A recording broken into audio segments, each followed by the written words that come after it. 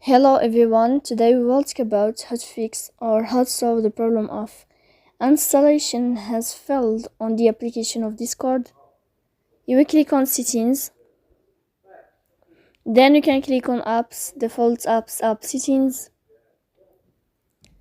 On above you can search about Discord app and you will enter here.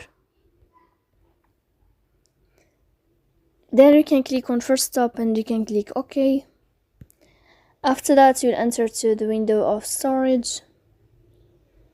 Here you can click clear cache, but pay attention, don't click clear data because that can delete your account or can cause you errors on your app.